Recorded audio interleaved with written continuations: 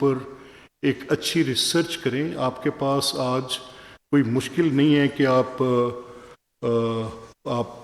Research نہیں کر سکتے. آج it is a day of IT, آج it is a day of AI, آج it is a day of all knowledge at your palm.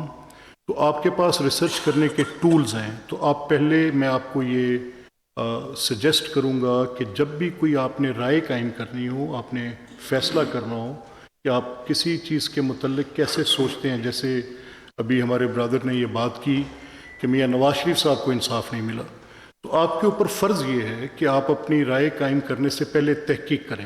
اور تحقیق کیا کریں؟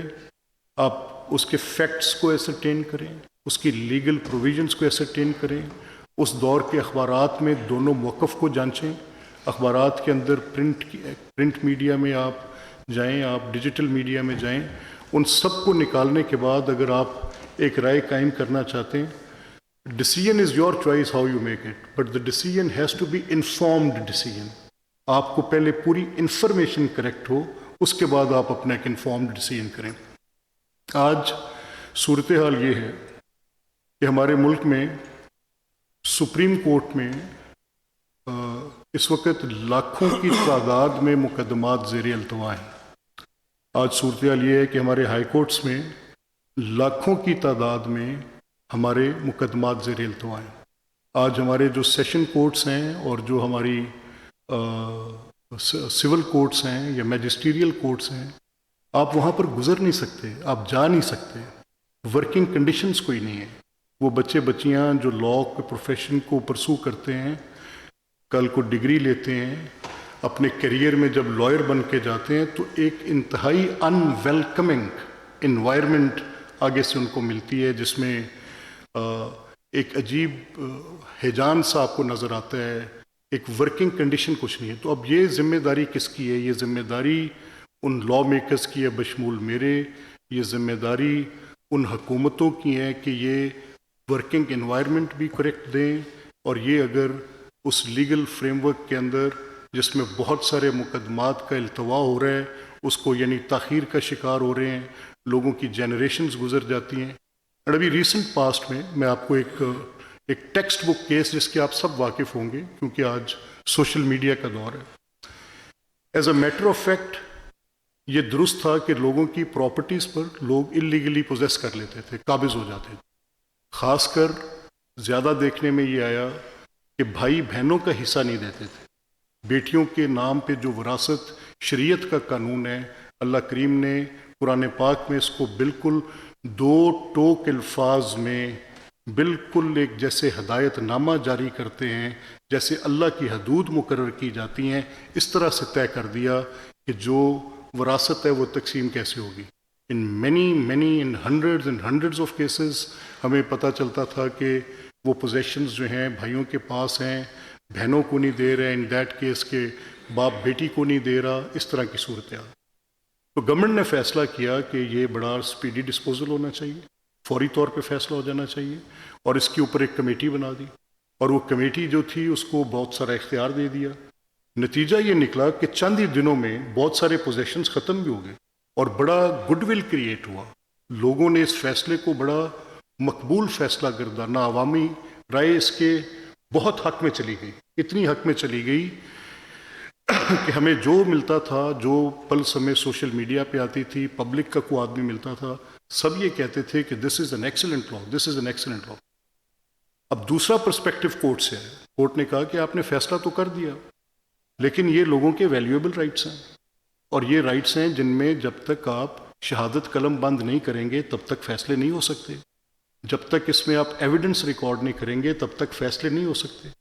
اور اگر آپ اس کو بلڈوز کر دیں گے تو جسٹس رشڈ از جسٹس کرشڈ. ایک طرف تو ڈیلے کی پوزیشن ہے اور ایک طرف یہ پوزیشن ہے, اور اس میں آپ وہ اختیار جو عدالتوں کو صرف اس لیے دیا جاتا ہے کہ وہ ڈیو ڈیلیجنس کریں گے تھرو ایویڈنسز, آپ ایک ایگزیکٹو کمیٹی کو دے دیں گے, اور وہ جو ریکارڈ کیپرز ہیں ان کو آپ آربیٹریٹرز بنا دیں گے. اب یہ دو مختلف پوزیشن سامنے آ گئی. عوامی سطح پر تو وہ بات جو وزیر اعلیٰ پنجاب نے ایک بڑا شاندار فیصلہ کیا کہ لوگوں کے حقوق ان کو ملنے چاہیے, اور جب اس کو دیکھا گیا کہ عملی طور پر اس کی شکل کیا بنتی ہے تو پھر عدالتی سطح پر وہ بات جو چیف جسٹس عالیہ نیلم صاحبہ کی طرف سے. اب اس میں میں اور آپ کیسے دیکھیں گے؟ ہم شہری ہیں، ہم دیکھیں گے کہ انصاف ہو بھی اور ہوتا ہوا نظر بھی ہے. یہ ہے ہمارا پیمانہ دیکھنے کا. تو اس میں کوئی شک نہیں، جو سوال آپ نے کیا، پاکستان کی تاریخ کے اندر کچھ وقت ایسے ہیں جب مشکل سیاسی تاریخ ہے، جس میں عدالتی فیصلے ایسے آتے رہے ہیں جن میں مارشل لاء کو بھی تسلیم کیا جاتا رہا ہے، جہاں پہ پارلیمنٹ کو ختم کر کے لیگل فریم ورک آرڈرز کے ساتھ بھی قبول کیا جاتا رہا ہے. 184(3) کے اندر وزراء اعظم کو باہر نکالا جاتا رہا ہے. 184(3) سپریم کورٹ استعمال کرتی ہے، آئین کی ایک شق ہے جس کا وزیر اعظم کو ختم کرنے سے کوئی تعلق نہیں بنتا. تو یہ میں آپ کی اس بات کو جو آپ نے کی اس کی وضاحت یہ کر سکتا ہوں کہ جو ہمارا عدالتی نظام ہے، اب اس کے اندر جو اس وقت وہ کی گئی ہے، تفریق کی گئی ہے کہ جو مقدمات ایسے ہیں جن کی سیاسی نوعیت نہیں ہے وہ سپریم کورٹ میں جائیں، اور جن کی سیاسی نوعیت ہے وہ آئینی کورٹ میں جائیں. جی میڈم. اچھا، ہم نے نا کوئی کویشچنس ہمارے ہیں جو ہم نے گروپ کیے ہیں، تو امیر حمزہ اور محمد عدنان آپ باری بارہ اپنا سوال کریں اور پھر اسپیکر صاحب اس کا ایک ہی اس کا جواب دے دیں گے. تو امیر حمزہ اور محمد عدنان. السلام علیکم. میرا نام امیر حمزہ ہے، میں یونین کونسل عثمان والا کا رہائشی ہوں. اور میرا سوال ہے کہ اسپیکر صاحب کے نزدیک پنجاب اسمبلی کو ایک باوقار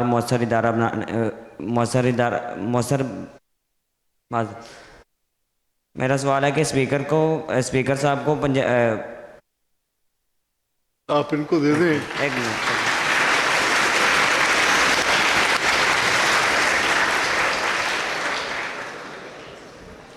میرا سوال ہے کہ پنجاب اسمبلی کو آپ مائک کے بغیر کہہ لیں، مائک کے بغیر کہہ لیں.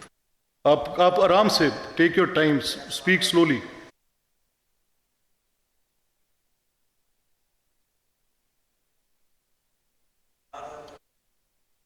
پنجاب اسمبلی کے آپ پیچھے رکھیں. چلیں آپ بیٹے بیٹھ جائیں، آپ بیٹھ جائیں. آپ نیکسٹ کوشچن لے لیں. محمد عدنان پلیز آپ اپنا سوال اسپیکر صاحب سے، ان کو مائک پلیز دے دیں، مائک دے دیں. پانی دو بیٹے کو بھائی. جی السلام علیکم سر. پانی دو نکال کے. اچھا، میرا آپ سے سوال یہ ہے کہ پاکستان کے اندر جو ہمارا ایک طرز حکمرانی ہے، اس کے ممبران جب الیکٹ ہو کے یہاں پہ پہنچ گئے تو وہ دیکھتے ہیں کہ اب اس کے بعد یہ ہوتا ہے کہ وہ عوام کے لیے تقریباً ناقابل رسائی ہوتے ہیں. ٹھیک ہے، آپ اکثر ان کو اپروچ کریں تو پتہ چلتا ہے وہ لاہور گئے ہوئے یا اسلام آباد گئے ہوئے ہیں. ٹھیک ہے، اب ایک چیز ہوتی ہے کہ مسئلے کو حل کرنا، دوسرا یہ کہ آپ ایٹ لیسٹ اس مسئلے کو سن ہی لیں. ٹھیک ہے، ہمارے یہاں خاص طور پہ جو دیہی علاقہ جاتے ہیں وہاں پہ یہ ایشو اکثر دیکھا گیا کہ وہاں تک مسئلہ پہنچانا ہی سب سے بڑا ایشو ہے.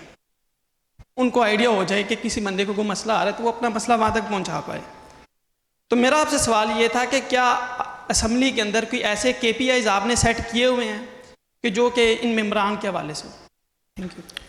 آپ کا بڑا اچھا سوال ہے، اور میں نئی انوائرمنٹ کا بعض اوقات پریشر اور سٹریس ہوتا ہے، تو جو چھوٹا بیٹا میرا اپنی بات نہیں کہہ سکا، میں نے اخذ کیا ہے کہ وہ کیا کہنا چاہ رہا تھا، اس کو بھی میں آپ کے سوال کے ساتھ ہی کلب کر دیتا ہوں.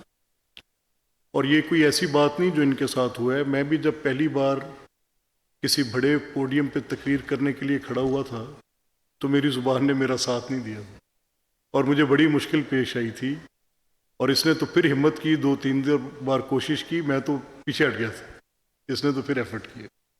تو this is part of it. Keep on trying it. بڑی اچھی بات ہے، اور آپ رورل بیک گراؤنڈ سے ہیں، میں اس لیے آپ کو زیادہ اپریشیٹ کروں گا کہ آپ کے پاس مواقع کی کمی ہوتی ہے آپ کے پاس، اور جو موقع آپ کو ملتے بھی ہیں وہ بڑے کمپرومائز ملتے ہیں. میں پہلے آپ کے سوال کا حصہ لیتا ہوں. دیکھیں، اس کا 2 لائن میں جواب ہے. میں نے اپنے تجربے سے بتانا ہے، اور میرا تجربہ یہ ہے کہ پہلی بار میں 2002 میں اس اسمبلی کا رکن بنا تھا. جس جگہ آپ بیٹھے ہیں میں اکثر یہیں بیٹھتا تھا، لیکن میرا رابطہ میرے حلقے میں بہت کم تھا. شاید اس لیے کہ میں بہت نوجوان تھا، میری پرائرٹیز ڈفرینٹ تھیں. میں نے اپنا بہت سارا وقت بجائے حلقے میں دینے کے، اپنی کانسٹیٹوئنسی میں اپنے ووٹر سے کنیکٹ کرنے کے بجائے میں نے اپنا بہت سارا وقت سیر و تفریح میں گزار دیا. میں کبھی امریکہ چلا گیا، کبھی میں کہیں اور چلا گیا، کبھی بیرون ملک کسی دورے پہ، جہاں کوئی دورہ جا رہا ہوتا تھا میں اس پہ اپنا نام ڈال لیتا تھا اور میں چلا جاتا تھا. اور اس کا نتیجہ یہ نکلا کہ 2008 کے الیکشن میں مجھے میرے حلقے نے مسترد کر دیا، میں الیکشن ہار گیا. تو میں اپنے تجربے کی بنیاد پہ یہ کہہ رہا ہوں کہ جو لوگ اپنے حلقے کے ساتھ کنیکٹڈ نہیں ہوتے، اپنے ووٹر کو وقت نہیں دیتے، اپنے علاقے کے مسائل حل نہیں کرتے، اپنے لوگوں کو میسر نہیں ہوتے، اویلیبل نہیں ہوتے، تو فطری طور پر وہ اگلا الیکشن ہار جاتے ہیں. ووٹر پھر برداشت نہیں کرتا کہ ایک غیر حاضر شخص، ایسا شخص جو ان کے مسائل کو حل نہیں کر رہا، وہ پھر اس کے ساتھ اپنا تعلق نبھاتے نہیں ہیں. اچھا، دوسری اس کی بات یہ ہے کہ جو آئین اور قانون کہتا ہے، وہ یہ کہتا ہے کہ جو الیکٹڈ ممبر ہے اس کی پرائمری اور فور موسٹ ڈیوٹی، پہلی ڈیوٹی اس کی اپنے کانسٹیٹوئنٹ کی پرابلم ایڈریس کرنا، یعنی اپنے اس حلقے کے اس ووٹر کی، اس شخص کی جو اس کانسٹیٹوئنسی میں رہتا ہے، اور اگر وہ مجھ تک آتا ہے تو وہ اس کے مسئلے کو حل کیسے کرتے ہیں. اب یہ تو میں نے بات چیت کی آپ سے انفرادی طور پہ کہ انفرادی طور پہ میں کیسے اس معاملے کو دیکھتا ہوں. اب ہم نے اس کو انسٹیٹیوشنلائز کر دیا، یہ آپ کے ایریا آف انٹرسٹ میں ہوگا فار آل آف یو. ہم نے یہاں پہ ایک پبلک پٹیشنز کا نظام وضع کر دیا جو پہلے ہمارے رولز میں نہیں ہوتا تھا. پبلک پٹیشن کیا چیز ہے؟